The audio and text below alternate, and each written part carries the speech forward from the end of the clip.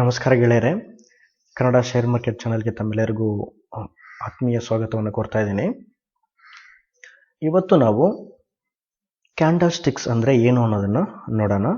ನೀವು ಯಾವುದಾದ್ರೂ website investing.com ಆಗಲಿ ಅಥವಾ tradingview.com ಆಗಲಿ ಎರಡು ನೀವು ಜಾಸ್ತಿ ಬಳಸ್ತಾ ಇರ್ತೀರ. ಅಂಥ ಸಮಯದಲ್ಲಿ ಹೊಸೊಬ್ಬರಿಗೆ ಇದು ಕಾಣಿಸ್ತಾ ಇರುತ್ತೆ, ಈ ಕ್ಯಾಂಡಲ್ಸ್ಟಿಕ್ಸ್ ಏನಿದು, ಈ ಥರ ಕಲರ್ ಕೊಟ್ಟಿದ್ದಾರಲ್ಲ, ಎರಡು ಕಲರ್ ಕೊಟ್ಟಿದ್ದಾರಲ್ಲ, ಏನಿದು ನನಗೆ ಅರ್ಥನೇ ಆಗ್ತಾ ಇಲ್ಲ ಅನ್ನೋರ್ಗೋಸ್ಕರ ಈ ವಿಡಿಯೋನ ಮಾಡ್ತಾ ಇದ್ದೀನಿ. ಈ ಗ್ರೀನ್ ಕಲರ್ ಅನ್ನೋದನ್ನ ನಾವು ಬುಲ್ಲಿಶ್ ಅಂತೀವಿ. ನೀವು ಮೇಲ್ಗಡೆ ನೋಡಿ, ಇಲ್ಲಿ 1W ಅಂತಿದೆ, 1 ವೀಕ್ ಅಂತದರ ಅರ್ಥ. ಅಂದರೆ ಒಂದು ವಾರಕ್ಕೆ ಒಂದು ಕ್ಯಾಂಡಲ್ ಅನ್ನು ಇಲ್ಲಿ ಪ್ರಿಂಟ್ ಮಾಡಲಾಗಿದೆ. ನೀವು ಅದನ್ನು 1 ಮಂತ್ಗೆ ಹಾಕೋಬೋದು ಅಥವಾ 1 ಡೇಗೆ ಹಾಕ್ಬೋದು. 1 ಡೇ ಅಂತಂದರೆ ಒಂದು ದಿನಕ್ಕೆ ಒಂದೊಂದು ಕ್ಯಾಂಡಲ್ ಹಾಕ್ಬೋದು, ಅಥವಾ ಪ್ರತಿ 15 ನಿಮಿಷಕ್ಕೂ ಒಂದು ಕ್ಯಾಂಡಲ್ ಹಾಕೋಬೋದು, ಪ್ರತಿ 1 ನಿಮಿಷಕ್ಕೂ ಒಂದು ಕ್ಯಾಂಡಲ್ನ ಹಾಕೋಬೋದು. ಇದರಲ್ಲಿ ಏನಿದೆ, ಇದನ್ನು ನಾವು ಯಾವ ಥರ ಅರ್ಥ ಮಾಡಬೇಕು ಅಂತ ನೋಡಿದರೆ, ನಾನೊಂದು ಉದಾಹರಣೆ ತಗೊಳ್ತೇನೆ.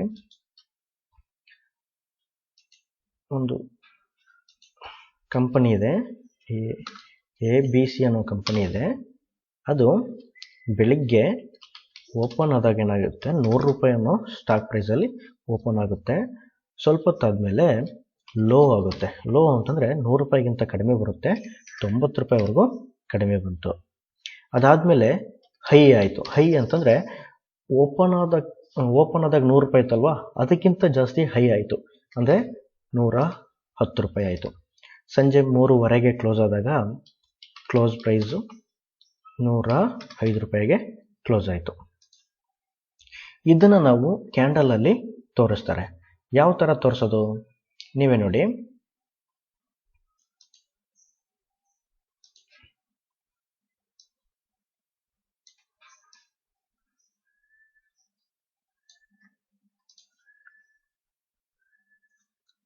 ಓಪನ್ ಆಯಿತು, ಇಲ್ಲಿ ಕೆಳಗಡೆ ನಾನು ಈ ಕಡೆ ತೋರಿಸ್ತೀನಿ. ಯಾವುದಕ್ಕೂ ಓಪನ್ ಆಯಿತು, ಎಲ್ಲಿ 100 ರೂಪಾಯಿಗಳಲ್ಲಿ ಓಪನ್ ಆಯಿತು.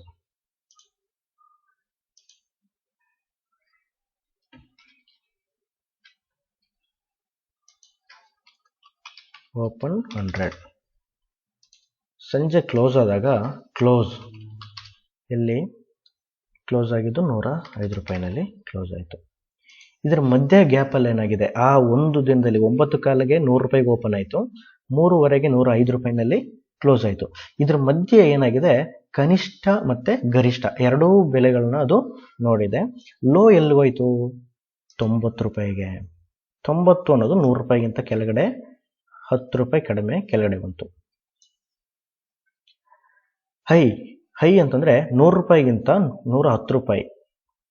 ಇಲ್ಲಿ ಕ್ಲೋಸ್ ಆದಾಗ 105 ರೂಪಾಯಿನಲ್ಲಿ ಕ್ಲೋಸ್ ಆಗಿದೆ. ಇಲ್ಲಿಂದ 110 ಅಂದರೆ ಮೇಲ್ಗಡೆ ಬರುತ್ತೆ, ಸ್ವಲ್ಪ ಮೇಲ್ಗಡೆ ಹೋಗಿ ಮತ್ತೆ ಕೆಳಗಡೆ ಬಂದಿದೆ. ಇದನ್ನ ಇಲ್ಲಿ ಪ್ರಿಂಟ್ ಮಾಡಿದ್ದಾರೆ ನೋಡಿ. ಇದನ್ನು ನಾವು ಬುಲ್ಲಿಶ್ ಕ್ಯಾಂಡಲ್ ಅಂತೀವಿ. ಈ ಬುಲ್ಲಿಶ್ ಕ್ಯಾಂಡಲ್ ಕಲರ್ ಬಂದು ಗ್ರೀನ್ ಕಲರ್ ಇರುತ್ತೆ ಅಥವಾ ವೈಟ್ ಕಲರ್ ಇರುತ್ತೆ. ನಾವು ಅದನ್ನು ಸೆಟ್ಟಿಂಗ್ಸ್ಗೆ ಹೋಗಿ ಚೇಂಜ್ ಮಾಡ್ಕೊಂಡ್ರೆ ನಮ್ಗೆ ಬೇಕಾದಂತಹ ಕಲರ್ನ ಹಾಕಬಹುದು. ಇದರ ಮಧ್ಯ ಈ ಓಪನ್ ಮತ್ತು ಕ್ಲೋಸ್ ಮಧ್ಯೆ ಏನಾಗಿದೆ, ಇದನ್ನ ಹೈ ಪ್ರೈಸ್ ಅಂತೀವಿ, ಡೇ ಹೈನ್ ಅಂತೀವಿ. ಅಥವಾ ಕೆಳಗಡೆ ಕ್ಲೋಸ್ ಪ್ರೈಸ್ ಬರುತ್ತೆ, ಲೋ ಪ್ರೈಸ್. ಕ್ಲೋಸ್ ಅನ್ನೋದು ಮೇಲ್ಗಡೆ ಇರುತ್ತೆ ನೋಡಿ. ಓಪನ್, ಲೋ, ಹೈ, ಕ್ಲೋಸ್, ಇದೆರಡು, ಈ 4 ಬೆಲೆಗಳನ್ನು ಒಂದೇ ಕ್ಯಾಂಡಲಲ್ಲಿ ತೋರಿಸೋದನ್ನು ನಾವು ಕ್ಯಾಂಡಲ್ ಸ್ಟಿಕ್ ಅಂತೀವಿ. ಇದನ್ನು ಜಪಾನೀಸ್ ಬಳಸ್ತಾ ಇದ್ರಂತೆ, ಅದಕ್ಕೋಸ್ಕರ ಇದನ್ನು ಜಪಾನೀಸ್ ಕ್ಯಾಂಡಲ್ ಸ್ಟಿಕ್ಸ್ ಅಂತ ಹೆಸರಿದೆ. ಅದೇ ಥರ ಯಾವುದೋ ಒಂದು ಕಂಪನಿ, XYZ ಅನ್ನೋ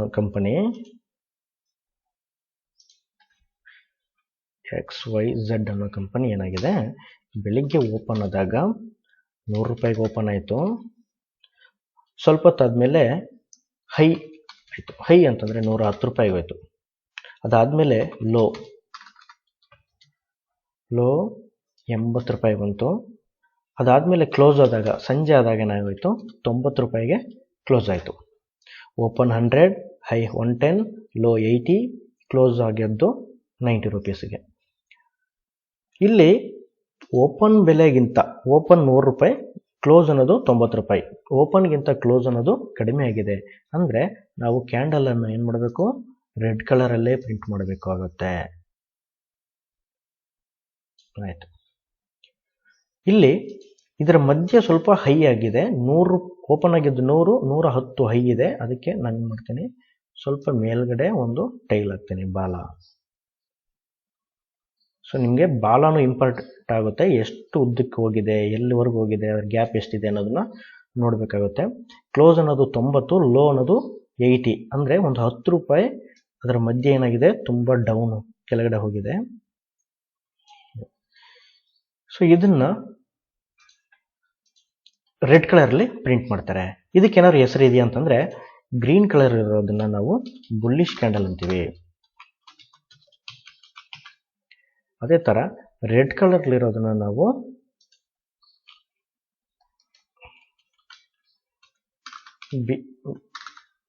ಬಿಯರಿಶ್ ಕ್ಯಾಂಡಲ್ ಅಂತ ಹೆಸರಿದೆ. ನೋಡಿ, ನಾವು ನೋಡಿದ ತಕ್ಷಣ ಕಲರನ್ನು ನೋಡಬೇಕು, ಅದು ಗ್ರೀನ್ ಕಲರ್ ಇದೆಯಾ ಅಥವಾ ರೆಡ್ ಕಲರ್ ಇದೆಯಾ ಅಂತ. ಗ್ರೀನ್ ಕಲರ್ ಇದ್ರೆ ಕೆಳಗಡೆ ಓಪನ್ ಇದೆ, ಕ್ಲೋಸ್ ಅನ್ನೋದು ಹೈ ಅಲ್ಲಿದೆ ಅಂತ ಅರ್ಥ. ಅದೇ ಥರ ರೆಡ್ ಕಲರ್ಲಿದ್ರೆ ಓಪನ್ ಅನ್ನೋದು ಮೇಲ್ಗಡೆ ಇರುತ್ತೆ, ಲೋ ಅನ್ನೋದು ಕೆಳಗಡೆ ಇರುತ್ತೆ. ನೋಡಿ, ಓಪನ್ ಅನ್ನೋದು ಇಲ್ಲಿ ಬರುತ್ತೆ, ಕ್ಲೋಸ್ ಅನ್ನೋದು ಇಲ್ಲಿ ಸಿಗುತ್ತೆ, ಡೇ ಹೈ ಇಲ್ಲಿದೆ, ಡೇ ಲೋ ಇಲ್ಲಿದೆ. ಇದು ಯಾವುದೇ ಬದಲಾವಣೆಗಳಾಗಲ್ಲ. ಈ ಮಧ್ಯೆ ಏನಾಗಿರುತ್ತೆ, ಓಪನ್ ಪ್ರೈಸ್ಗಿಂತ ಕ್ಲೋಸ್ ಪ್ರೈಸ್ ಜಾಸ್ತಿ ಆದರೆ ಬುಲ್ಲಿಶ್ ಆಗುತ್ತೆ, ಓಪನ್ ಪ್ರೈಸ್ಗಿಂತ ಕ್ಲೋಸ್ ಪ್ರೈಸ್ ಕಡಿಮೆ ಆದರೆ ಬೇರಿಶ್ ಆಗುತ್ತೆ. ಇದನ್ನು ನೀವು ಚೆನ್ನಾಗಿ ಅರ್ಥ ಮಾಡ್ಕೊಂಡಿದ್ದೀರಾ ಅನ್ಕೊಳ್ತೀನಿ. ಯಾವುದಕ್ಕೂ ಒಂದು ಇಲ್ಲಿ ನೋಡಿ, SBI ಸ್ಟಾಕ್ನ ತೊಗೊಂಡಿದ್ದೀನಿ, ಈ ಉದ್ದದ ಕ್ಯಾಂಡಲ್ನ ತೊಗೊಳ್ತೇನೆ. ಇದು ಓಪನ್ ಆದಾಗ 262 ರೂಪಾಯಿಗೆ ಓಪನ್ ಆಗಿದೆ. ಆ ದಿನದ ಕಡಿಮೆ, ಇದು ಒಂದು ವಾರಕ್ಕಾಗಿರೋದು.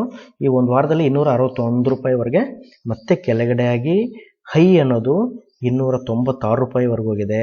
ಮತ್ತೆ ಆ ವಾರದಲ್ಲಿ ಕ್ಲೋಸ್ ಆದಾಗ 286 ರೂಪಾಯಿನಲ್ಲಿ ಕ್ಲೋಸ್ ಆಗಿದೆ. ಅದೇ ಥರ ಇಲ್ಲಿ ನೋಡಿ, ನಿಮಗೆ ಕೆಳಗಡೆ ಬಾಲನೇ ಇಲ್ಲ. ಅಂದರೆ ಓಪನ್ ಆದಾಗ 304ರಿಂದ ಓಪನ್ ಆಗಿ 326 ಅಥವಾ 26-27 ರೂಪಾಯಿವರೆಗೆ ಹೈ ಆಗಿದೆ. ನಂತರ ಏನಾಗಿದೆ, ಕ್ಲೋಸ್ ಆದಾಗ 304 ರೂಪಾಯಿನಲ್ಲಿ ಕ್ಲೋಸ್ ಆಗಿದೆ. ಇಲ್ಲಿ ಓಪನ್ ಆದ ಪ್ರೈಸ್ನಲ್ಲೇ ನಿಂತಿದೆ, ಅಲ್ಲಿ ಕೆಳಗಡೆ ಹೋಗಲೇ ಇಲ್ಲ. ಅದಕ್ಕೋಸ್ಕರ ಇಲ್ಲಿ ಕೆಳಗಡೆ ಲೋ ಪ್ರೈಸ್ ಅಂತ ಬಂದಿಲ್ಲ. ಲೋ ಮತ್ತು ಓಪನ್ ಎರಡು ಸೇಮ್ ಇರುತ್ತೆ, ಅದನ್ನು ಸಹ ತೋರಿಸ್ತೀನಿ. ಓಪನ್ ಲೋ ಮತ್ತು ಓಪನ್ ಐ ಅಂತ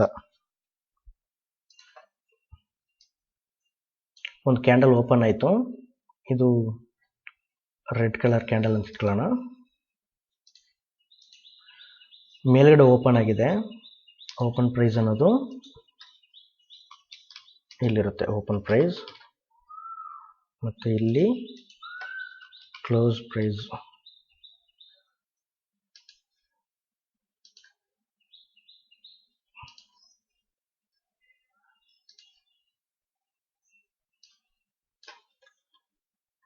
ಇಲ್ಲಿ ನೋಡಿ, ಓಪನ್ ಪ್ರೈಸ್ ಇದೆ, ಆದರೆ ಹೈ ಪ್ರೈಸ್ ಇಲ್ಲ. ಕ್ಲೋಸ್ ಪ್ರೈಸ್ ಇದೆ, ಲೋ ಪ್ರೈಸು ಇದೆ. ಲೋ ಪ್ರೈಸನ್ನು ಕೊಟ್ಟಿದ್ದಾರೆ. ಇಂತಹ ಕ್ಯಾಂಡಲ್ನ ನಾವು ಏನಂತೀವಿ, ಒಂದಿನ ಏನಾದರೂ ಓಪನ್ ಆದಾಗಿಂದ ಹೈ ಅದನ್ನು ಹೋಗಲೇ ಇಲ್ಲ, ಓಪನ್ ಆಗಿದ್ದೇ ಹೈ ಅಂದಾಗ ಇದನ್ನು ನಾವು ಓಪನ್ ಹೈ ಅಂತ ಹೆಸರು ಕರಿತೀವಿ. ಅದೇ ಥರ ಇದಕ್ಕೆ ಉಲ್ಟಾ ಆದರೆ, ಒಂದು ಕ್ಯಾಂಡಲ್ ಏನಾದರೂ ಓಪನ್ ಆಗಿ ಹೈ ಮಾತ್ರ ಹೋಗಿದ್ರೆ ಅದು ಪೂರ್ತಿ ಗ್ರೀನ್ ಕಲರ್ ಕ್ಯಾಂಡಲ್ ಆಗಿದ್ರೆ, ಓಪನ್ ಕೆಳಗಡೆ ಇರುತ್ತೆ, ಕ್ಲೋಸ್ ಮೇಲ್ಗಡೆ ಇದೆ, ಇದು ಹೈ ಇದೆ. ಇದನ್ನ ಓಪನ್ ಲೋ, ಓಪನ್ ಮತ್ತೆ ಲೋ ಎರಡು ಸೇಮ್ ಇರೋದ್ರಿಂದ ನಾವೇನಂತೀವಿ, ಓಪನ್ ಲೋ ಅಂತೀವಿ. ಓಪನ್ ಲೋ ನೋಡಿ, ಓಪನ್ ಹೈ ಇದ್ರೆ ಅದು ಬೇರಿಶ್ ಕ್ಯಾಂಡಲ್ ಆಗಿರುತ್ತೆ, ಓಪನ್ ಲೋ ಆದರೆ ಅದು ಬುಲ್ಲಿಶ್ ಕ್ಯಾಂಡಲ್ ಆಗಿರುತ್ತೆ. ಸೊ ಇದನ್ನು ಬಳಸ್ಕೊಂಡು ನಾವು ಟ್ರೇಡ್ ಮಾಡ್ಬೋದು. ಅದನ್ನು ಯಾವ ಥರ ಮಾಡಬೇಕು ಅನ್ನೋದನ್ನ ನಾನು ಮುಂದಿನ ವಿಡಿಯೋಗಳಲ್ಲಿ ತೋರಿಸ್ಕೊಡ್ತೀನಿ. ನೋಡಿ, ಇದನ್ನು ನೀವು ಮತ್ತೆ ವಿಡಿಯೋ ನೋಡಿದ ತಕ್ಷಣ ಬಿಟ್ಬೇಡಿ. ನೀವು ಯಾವುದಾದ್ರು ಆ್ಯಪ್ನಲ್ಲೋ ಅಥವಾ ನಿಮ್ಗೆ ಇಷ್ಟವಾದಂಥ, ನಾನು ನಿಮಗೆ ಕೆಲವು ಆ್ಯಪ್ಗಳನ್ನು ತೋರಿಸಿದ್ದೆ, ಅದರಲ್ಲಿ ನಿಮಗೆ ಈ ಕ್ಯಾಂಡಲ್ ಸ್ಟಿಕ್ಸ್ನೆಲ್ಲ ಕೊಟ್ಟಿರ್ತಾರೆ. ಅದನ್ನು ನೀವು ಚೆನ್ನಾಗಿ ಸ್ಟಡಿ ಮಾಡಿ ಮತ್ತು ಪ್ರಾಕ್ಟೀಸ್ ಮಾಡ್ತಾ ಇರಿ. ನೀವು ಪ್ರತಿದಿನ ಕಲಿಯೋದ್ರಿಂದನೇ ಇದನ್ನು ಮಾರ್ಕೆಟನ್ನು ಚೆನ್ನಾಗಿ ಕಲಿಬೋದು, ಇನ್ವೆಸ್ಟ್ ಮಾಡ್ಬೋದು, ಟ್ರೇಡ್ ಮಾಡ್ಬೋದು. ಎಲ್ಲರಿಗೂ all the best. Thank you friends.